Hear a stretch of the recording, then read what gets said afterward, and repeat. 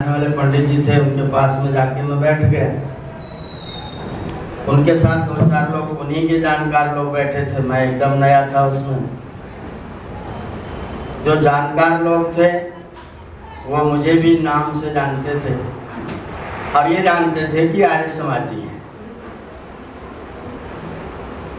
तो उन्होंने कहा कि आचार्य जी हैं, आर्य समाज से हैं। तो जो गायत्री परिवार के कर्मकांडी सज्जन थे बोले आर्य समाज का ज्ञान और गायत्री परिवार की सेवा अगर दोनों मिल जाए तो बहुत सारा काम हो सकता है। मुझे ऐसा लगा कि आर्य समाजियों के पास में सेवा कम है क्या? पूरा पौराणिक संप्रदाय समझता है कि आर्य समाज के पास में ज्ञान है लेकिन भक्ति नहीं है। कोई समझता है, ये सब मानते हैं कि आर्य समाज के पास में ज्ञान है। सारे लोग ये बातचीत जब जिन संप्रदाय वालों से मैं मिलता हूँ तो ये मानते हैं कि इनके पास में ज्ञान है लेकिन बाकी चीज़ों की कमी है। मैं जब इन चीज़ों को सुनता हूँ तो मैं सोच में पड़ जाता हूँ, चिंतन में पड़ जाता हूँ कि क्या वास्तव में हमारे पास में भक्ति नहीं है, या फिर वो लोग भक्ति का वास्तविक मतलब ही नहीं समझते। भक्ति कहते किसको है? भक्ति है क्या चीज? भक्ति का मतलब क्या है?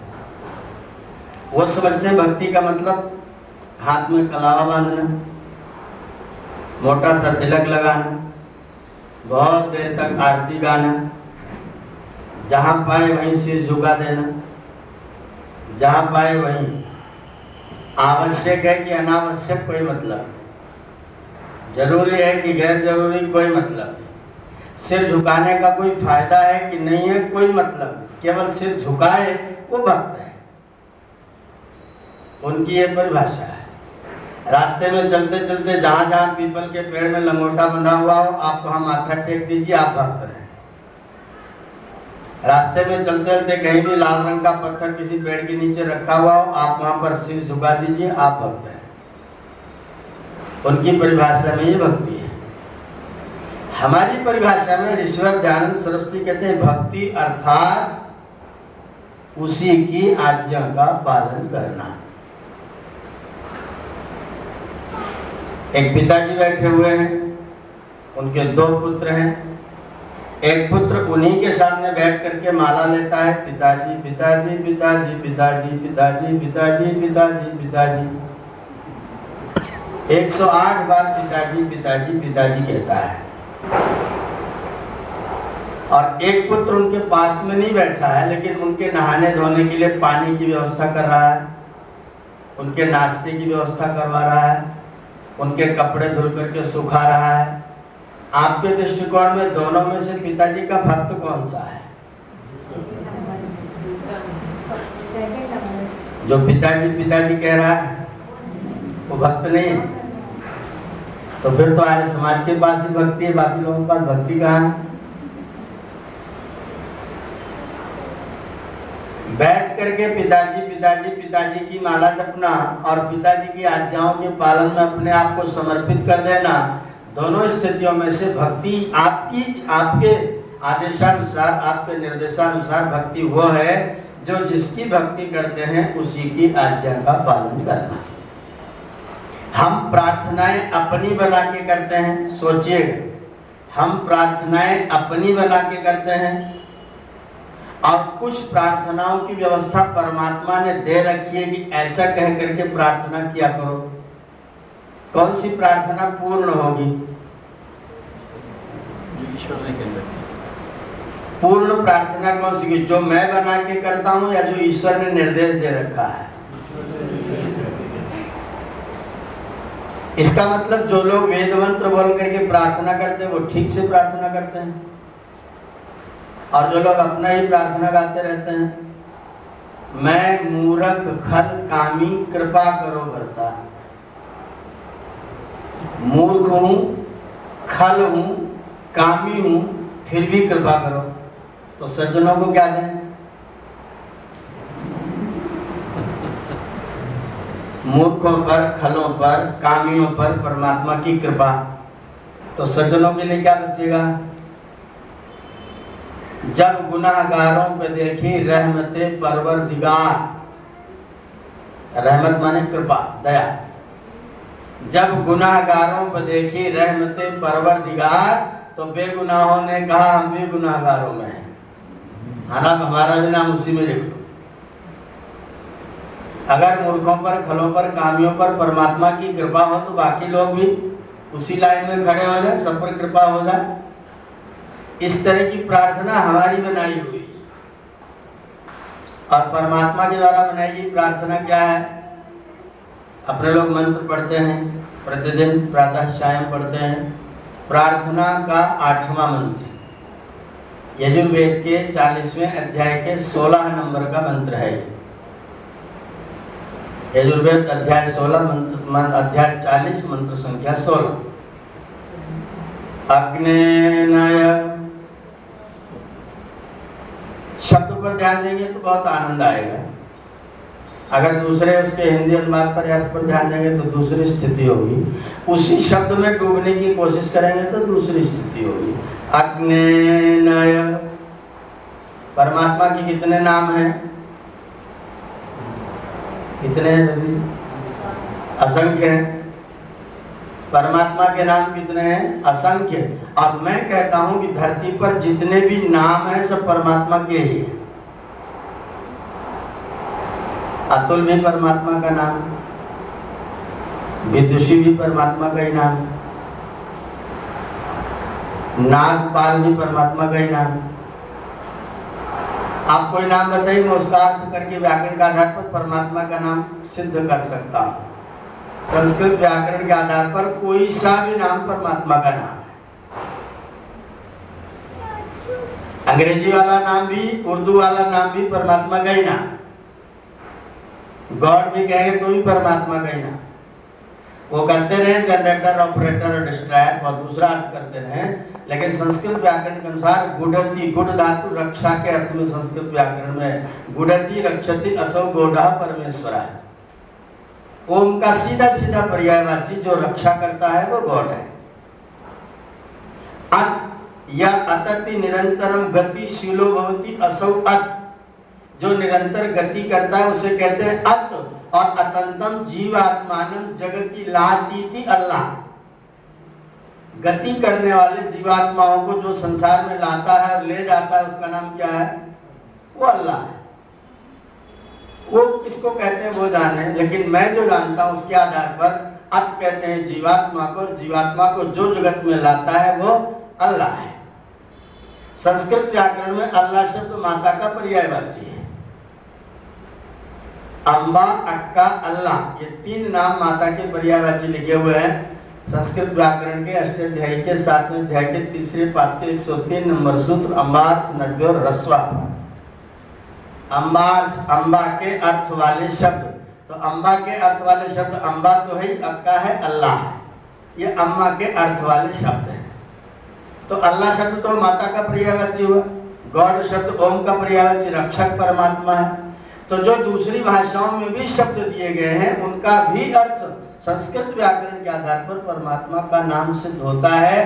परमात्मा के असंख्य नाम हैं क्योंकि उसके गुण भी असंख्य हैं, और हर व्यक्ति के गुण के आधार पर अनेक नाम होते हैं। हर व्यक्ति के गुण के आधार पर अनेक नाम होते हैं। एक मुख्य नाम होता है और बाकी सब गौण नाम। गौण माने गुण के आधार पर रखे गए नाम होते हैं। तो कुछ निज नाम है, कुछ निश्चित नाम है जो बोलने पर वही समझा जाएगा, और बाकी सारे के सारे। और सफेद कपड़े वाले को बोला, ठक्कर साहब को कोई पकड़ ले आए सफेद कपड़े वाला, आपका गौणिक नाम है। कोई लंबू, कोई लंबे आदमी को ले आए, उसका नाम नहीं हो लेकिन गौणिक नाम है। तो कुछ नाम गुण क्या? तो परमात्मा के गुण अनंत है, इसलिए उसके नाम भी। मैं कौन सा नाम लेके पुकारूं? मुझे किसी से धन चाहिए तो क्या कहूंगा? तुम बहुत बड़े दाता हो, ठीक है ना? दाता ही नहीं तो फिर देगा क्या? अगर मुझे धन चाहिए तो दाता करके पुकारूंगा। अगर मुझे मार्गदर्शन चाहिए तो क्या कह के पुकारूं? मार्गदर्शक कहूंगा। और ये मार्गदर्शक क्या है? अग्नि है। मुझे परमात्मा से प्रार्थना करनी है, प्रभु क्या कह के पुकारूं, हे अग्नि। अग्नि का मतलब ये भौतिक अग्नि नहीं, अग्नि का मतलब भौतिक अग्नि नहीं है। ऋषि दयानंद सरस्वती के पहले वाले लोग अग्नि माने भौतिक अग्नि करते थे, और ऋषि दयानंद से काफी पहले वाले लोग अग्नि माने परमात्मा अर्थ करते थे। बीच के लोगों ने अग्नि का अर्थ भौतिक अग्नि किया, पाश्चात्यों ने अग्नि का अर्थ भौतिक अग्नि किया। मैक्स मुलर ने अग्नि मेरे पुरोहितम में प्रार्थना लिखा, O fire I worship to you, हे फायर मैं तुम्हारा वर्शिप करता हूँ, मैं तुम्हारी पूजा करता हूँ, फायर की पूजा करता हूँ, परमात्मा की नहीं। ऋषि दयानंद सरस्वती आए तो बोलते हैं प्रार्थना के अर्थ में अग्नि का अर्थ परमात्मा है और भौतिक अर्थ में अग्नि का अर्थ अग्नि है। तो जब मैं प्रार्थना करूंगा तो अग्नि का मतलब क्या होगा, जिन गुणों के कारण से अग्नि का अर्थ परमात्मा होगा उन्हीं गुणों के कारण से अग्नि का अर्थ अग्नि होगा। संसार में कोई लोग किसी व्यक्ति को गधा कहते हैं तो किस कारण से, गाय कहते हैं तो किस कारण से, ये तो बिल्कुल गाय है वो मनुष्य, लेकिन कहा क्या जा रहा है गाय, किस कारण से, गुण के कारण से। गाय वाला गुण उसके अंदर है तो उन्हीं गुणों के कारण वो गाय है, उन्हीं गुणों के कारण ये आदमी भी गाय है। तो जिन गुणों के कारण ये अग्नि अग्नि है, उन्हीं गुणों के कारण परमात्मा भी अग्नि है। अब वो गुण कौन से हैं जिनके कारण से अग्नि को हम अग्नि कहते हैं। अक माने आगे, नी माने ले जाने वाला, जो आगे ले जाता है उसको अग्नि कहते हैं। ये माइक में क्या चीज है जो मेरी आवाज को आप तक पहुंचा रही है, अग्नि है। आग ना हो तो लाइन काट दीजिए, उधर से स्विच ऑफ कर दीजिए, फिर देखिए कितना बोलेगा ये। मेरी आवाज को ले कौन जा रहा है, अग्नि ले जा रहा है, अग्नि नहीं होगा तो नहीं चलेगा। और यहाँ तो छोड़ दीजिए, यहाँ भी आवाज को जो ला रहा है वो कौन है, जिनका लीवर बीमार हो जाए वो लोग बोलेंगे, आवाज ही नहीं निकलेगी। 2-4 दिन बुखार हो जाए तो डॉक्टर साहब मर गए याद हो जाए, आवाज निकलना बंद हो जाए, डॉक्टर से बोलेंगे क्या कहा, बेचारे को कान लगाना पड़ेगा। यहाँ से जो आवाज ऊपर को आ रही है उसका कारण क्या है, उसका कारण भी अग्नि। आत्मा बुद्धिया समेत अर्थान मनोयुक्ते विवक्षया, आत्मा बुद्धि से अर्थों को लेकर के मन को बोलने के लिए नियुक्त करता है। मना कायाग्निम आहन्ति, मन शरीर की अग्नि को प्रेरित करता है। सब प्रेरित मारुतम, वह अग्नि हवा को प्रेरित करता है। और मारुतस्तु रसी चरण मंडलम जनयति स्वरम, वह हवा ऊपर को आती हुई स्वर पैदा कर देती है। यह शब्द की उत्पत्ति का तरीका वैदिक संस्कृत में। तो शब्द कहाँ से बन रहा है, अग्नि से। जो भी चीज आगे बढ़ रही है उसका कारण अग्नि है। पृथ्वी अगर चल रही है 1 सेकंड में 28.29.58 किलोमीटर 1 सेकंड में, उसका कारण क्या है, अग्नि ही है। जो चीज गति करके आगे बढ़ रही है उसका कारण ही अग्नि, जो आगे ले जाता है उसे कहते हैं अग्नि। ये अग्नि भी ले जाता है आगे। आपकी हवन की सामग्री को ऊपर आगे, ऊपर ऊपर ऊपर कौन ले जाता है, ये ले जाता है, इसलिए इसका नाम क्या हुआ, अग्नि। और परमात्मा हम सबको आगे आगे ले जाता है, इसलिए परमात्मा का नाम भी क्या हुआ, दोनों का गुण एक है इसलिए दोनों अग्नि हुए। दूसरा अर्थ है अक माने अंक, गोद। अक माने अंक, अंग्रेजी में शब्द है अंकल। अंकल क्या है, अंकेलाती, जो अंक में ले ले वो अंकल है।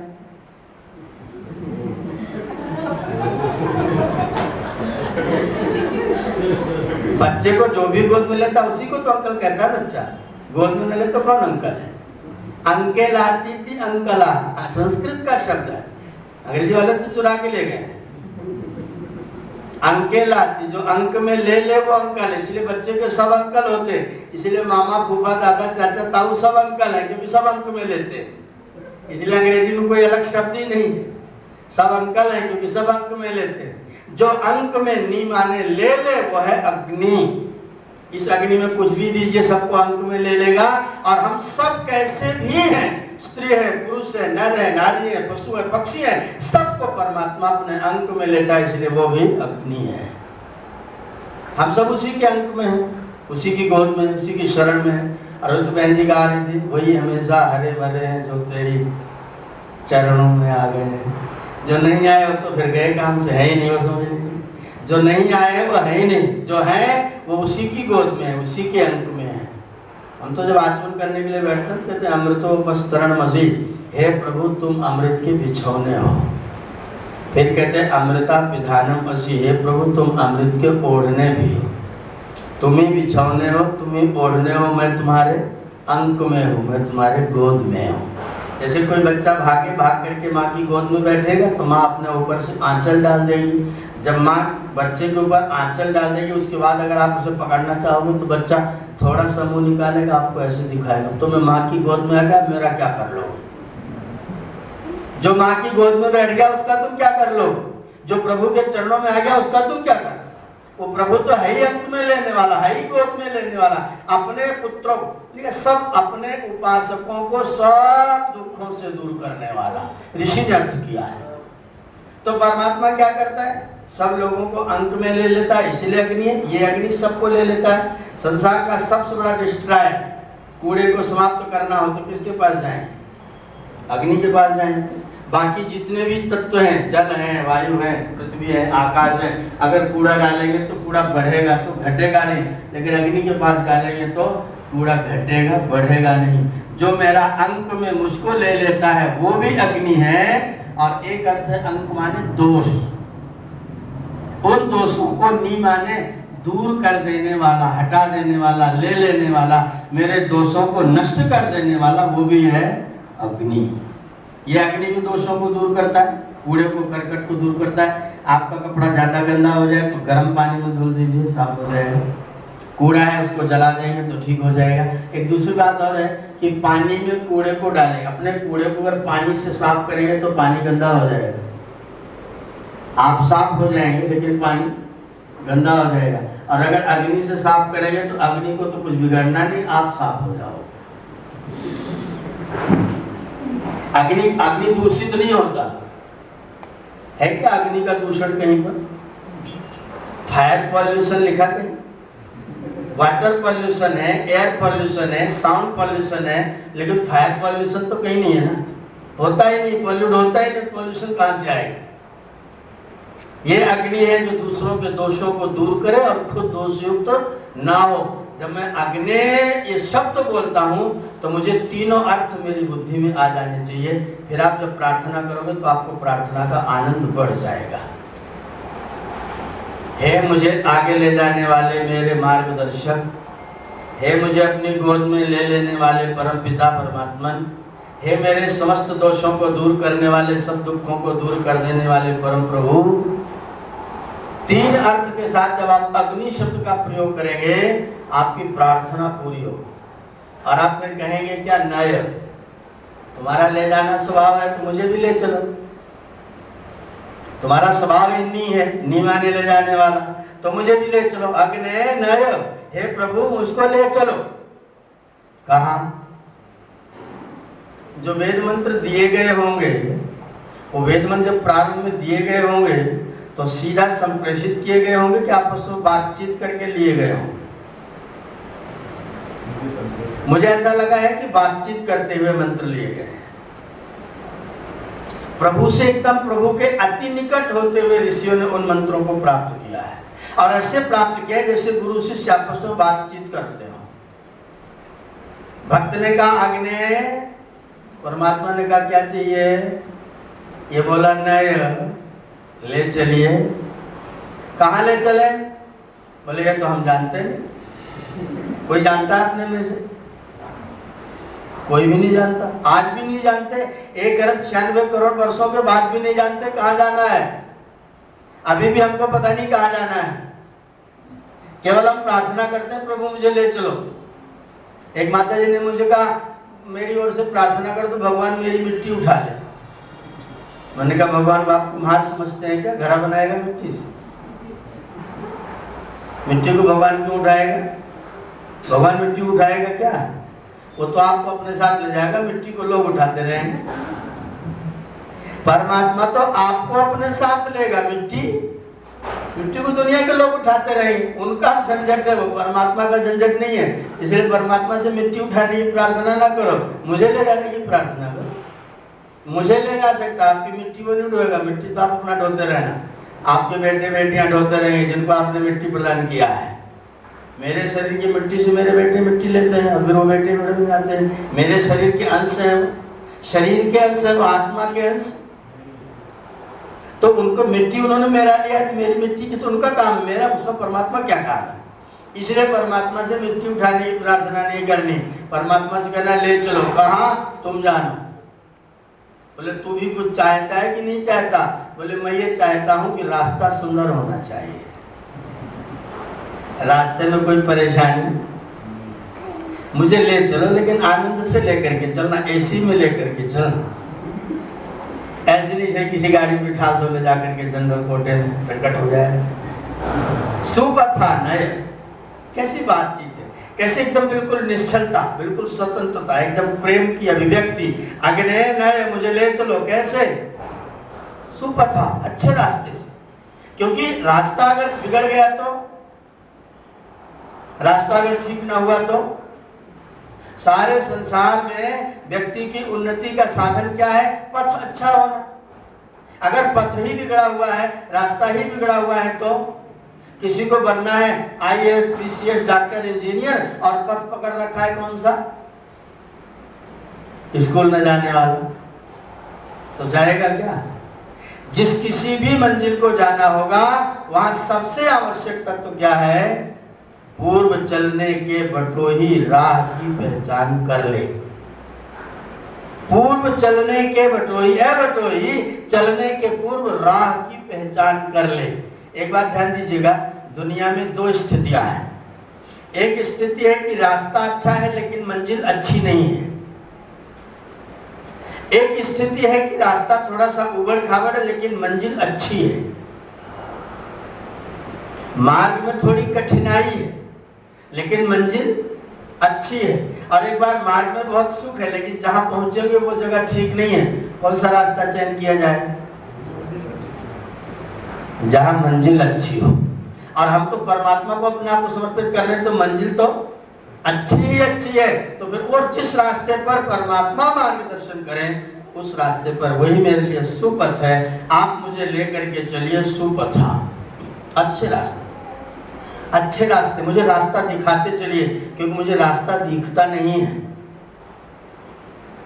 दिखता है सामवेद में एक मंत्र है, सूरः पश्यति चक्षसा, सूरः पश्यति चक्षसा। मेरे पास वेद पाठ हो रहा था, मैंने हमारे ब्रह्मा जी बैठे मंदिर में, चक्षुषा क्यों नहीं कहा? मेरे बगल में ब्रह्मा जी थे, बोले तो तुम ही जानो भैया। मैंने कहा ब्रह्मा तो आप हो, बताओ।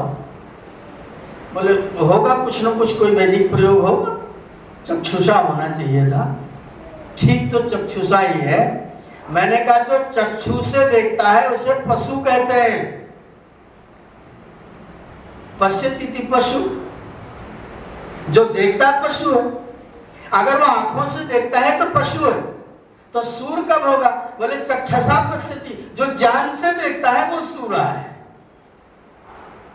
आंखों से देखेगा तो सूरा नहीं है, तो पशु है। पशु भी देखता, हम भी देखते हैं। पशु नहीं देखता खेत किसका है, लेकिन मनुष्य तो देखता है ना कि जेब किसकी है। नहीं तो किसी की भी जेब से निकालते रहो, ना अपनी देखो ना दूसरे की देखो। जो जान की आंखों से देखता है वो सच्चे अर्थों में देखता है, और जो केवल इन आंखों से देखता है वो कुछ नहीं देखता है। अच्छा, इन आंखों से देखिए, थोड़ा सा अन्यथा मत लीजिएगा। इन आंखों से देखिए और बहन और पत्नी का अंतर बताइए। इन्हीं आंखों से देखना क्यों? ज्ञान की आंख बीच में मत ला दो, उसके बाद में बहन और पत्नी का अंतर बताना, कोई अंतर नहीं। और ज्ञान की आंख से देखेंगे तो सारे संसार की माता मेरी माता हो सकती है ज्ञान की आंखों से। सारे संसार की बहन मेरी बहन हो सकती है जान की आंखों से, सारे संसार के भाई मेरे भाई हो सकते हैं जान की आंखों से, सारे संसार के घर मेरे घर हो सकते हैं जान की आंखों से। और अगर मेरे पास जान की आंख नहीं है तो मेरा अपना घर भी मेरे लिए घर नहीं है, अपना घर भी मेरे लिए घर नहीं हो पाता है। इसलिए किस आंख से देखना है? जान। वो रास्ता है देखने। कौन से रास्ते से देखें? सुपथानय, हे परमेश्वर मुझको ले चलिए सुंदर रास्ते से, अच्छे रास्ते से, ज्ञान के रास्ते से। परमात्मा ने कहा तू चाहता क्या ये तो बता, तेरी इच्छा क्या है? इसने कहा राया चाहता हूँ, राया। अग्ने नय सुपथा राये, मैं रई प्राप्त करना चाहता हूँ। रई, ये रई क्या चीज है? संस्कृत व्याकरण में रा धातु प्रशंसा के अर्थ में और दान के अर्थ में लिखी हुई है। संसार के जितने भी पदार्थ प्रशंसनीय हैं मैं वो चाहता हूं। ऋषि ने क्या अर्थ किया? चक्रवर्ती राज्यादि ऐश्वर्य, राज्यादि ऐश्वर्यों की प्राप्ति के लिए प्रशंसनीय क्या है? राज्यादि आदि ऐश्वर्य, राज्य आदि ऐश्वर्य, केवल राज्य ऐश्वर्य नहीं, राज्य आदि ऐश्वर्य। क्या चीज चाहिए मुझे? प्रशंसा चाहिए, मुझे प्रशंसा चाहिए। जो भी चीज मेरे पास वो प्रशंसनीय चाहिए। वाणी चाहिए तो कैसी चाहिए? प्रशंसनीय। विचार चाहिए तो कैसे चाहिए?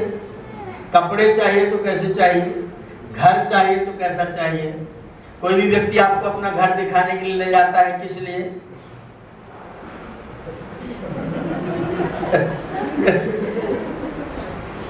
अगर जा करके कह दो ना बहुत खराब बना है, फिर देखो चाय नहीं मिलेगी। कहना ही पड़ेगा बहुत अच्छा बना है तो शायद जलपान बढ़िया मिलेगा। किसी को मत कहना कि खराब लग रहे हैं, ये तो मुश्किल हो गया। जो पूछता है कैसा लग रहा है वो इसीलिए पूछ रहा है कि प्रशंसा चाहता है।